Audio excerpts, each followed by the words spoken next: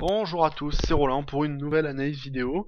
Ce soir nous allons faire le câble, donc la paire GBP USD, donc livre sterling contre le dollar américain en l'occurrence. Nous ne faisons pas l'euro-dollar ce soir parce que la situation est évidente. Vous voyez sur le GBP USD déjà on a une belle baisse, sur l'euro-dollar on a une très forte baisse et donc mon avis reste le même, c'est-à-dire baissier. Et de toute manière on casse des plus bas de plus en plus bas, donc de toute manière le scénario est clair sur l'euro-dollar. Sur le GBP USD il est très différent et c'est pour ça que je tenais à faire une analyse, parce que on n'a pas de situation claire. Alors on va revenir un petit peu, disons faire un petit point historique. Peut-être qu'on pourrait se mettre... ouais, on va se mettre en weekly, ça sera plus joli. Donc weekly, hebdomadaire. Voilà donc la paire GBP USD depuis longtemps, disons. Là, bon, on va regarder surtout cette période qui est depuis 2008, depuis la crise. On a eu une forte accélération baissière et ensuite une consolidation qui se cherche un petit peu, vous voyez. Ici on est comme ça. Et comme ça, voilà, donc là, alors, je vais essayer d'être un petit peu plus précis. Voilà, donc là on a un bon triangle symétrique, hein, assez clair, assez propre, euh, succédant à une forte baisse. Donc ça, c'est une figure donc de type fanion, c'est-à-dire c'est comme un drapeau mais avec une consolidation triangulaire, c'est-à-dire une forte baisse ou une forte hausse, ça dépend de la configuration, suivie d'une consolidation à plat, triangulaire ou canalisée. Là c'est triangulaire, et le triangle est très bien formé, hein. Vous voyez on a une très belle configuration, et actuellement on est sur le support. Alors cette figure, je sais que c'est extravagant, mais normalement donc si elle était cassée par le bas, c'est-à-dire ainsi, on prendrait les objectifs théoriques qui reviendraient à prendre cette distance reportée au dernier point de plus haut, pardon, à cet endroit-là. Vous voyez, donc ça propulserait à peu près à la parité, c'est-à-dire une livre, un dollar. Ce qui est vraiment énorme, hein, vous imaginez le nombre de pistes que ça fait. Bon, c'est pas un scénario tradable comme ça pour l'instant, mais ça permet de garder une attention sur ce qui pourrait se passer. Donc c'est-à-dire que pour moi, si le GBP USD ne se reprend pas de manière haussière en sortant de ce triangle ici par le haut, et qu'il sort donc... Bon, après on peut avoir trois scénarios, c'est-à-dire qu'on peut avoir la consolidation à plat, dans ce sens, puis complètement, disons, oublier la figure, la déformer, mais pour l'instant la figure est très très claire, donc on pourrait avoir un truc à plat qui continue et qui efface la figure, ou alors on pourrait avoir une sortie haussière qui désenclaverait vraiment la paire, repoussant à la hausse, hein, mais après bon voilà, quand on regarde sur un niveau fondamental, sans chercher trop les indicateurs, le Royaume-Uni, donc là on est plutôt a priori sur la base d'OCDE, c'est une petite récession sur 2012 je crois, ou quelque chose comme ça, 0,33, enfin quelque chose d'un petit peu léger, une baisse légère, et le dollar c'est plutôt croissance. Donc déjà à ce moment-là, on peut garder un biais plutôt, disons, fondamental, baissier sur le GBP USD. Enfin disons, on peut avoir des doutes quant à l'explosion du cours sur le GBP USD.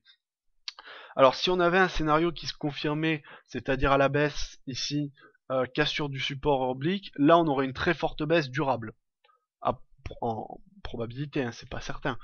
Néanmoins, on a une zone qui est dans cette figure, hein, qui est très très sensible, qui est un support ici autour de 1,52,5, vous voyez, qui est le support de la paire GBP USD en daily, sur lequel on va passer, même en weekly, hein. C'est-à-dire que la zone déterminante c'est celle-ci. Si on passe sous cette zone, je pense qu'on ira vers les plus bas et là on va vraiment descendre.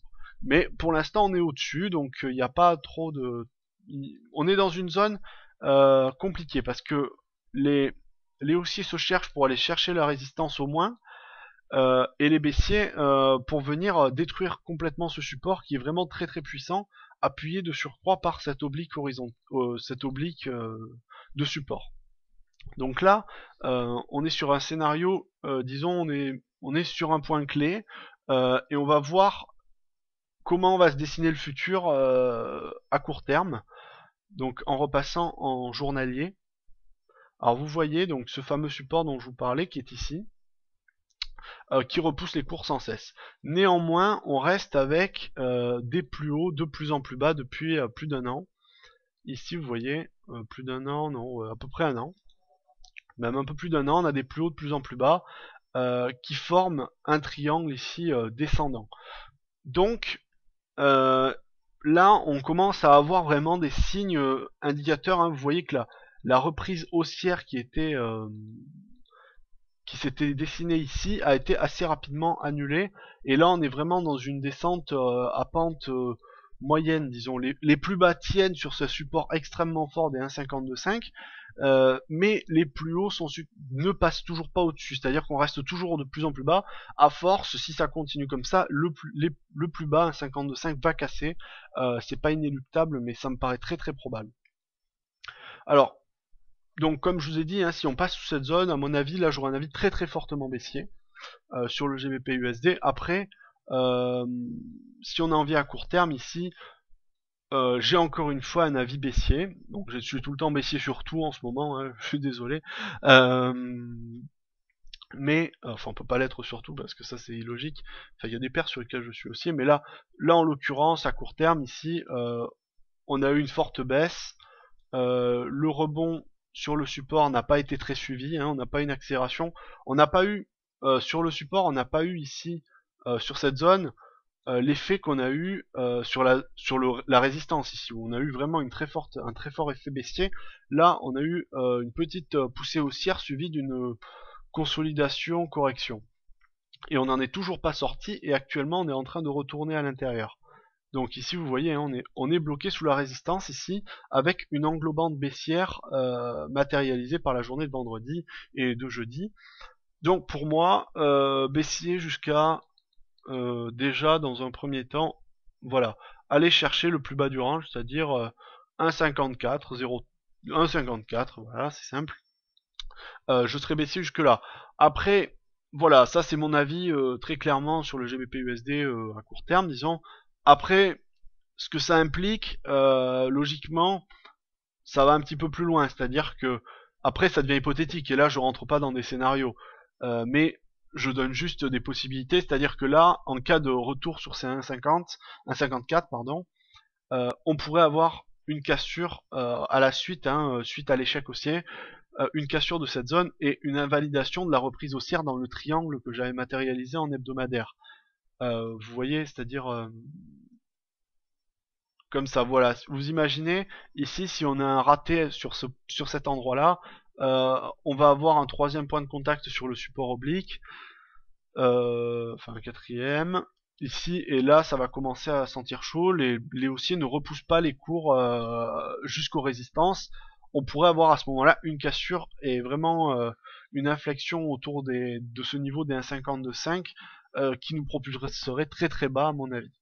Voilà, donc ça c'est mon avis, mais là la deuxième partie est hypothétique. Mais dans un premier temps, 1,54 pour moi c'est mon avis. Je pense qu'ici la fin de la semaine on y sera arrivé, peut-être un petit peu plus tard. Bon après ça peut très bien complètement rater, repartir à la hausse lundi. Mais je pense à mon avis qu'on restera baissier sur la paire GBP USD. À mon avis sur cette semaine. Voilà.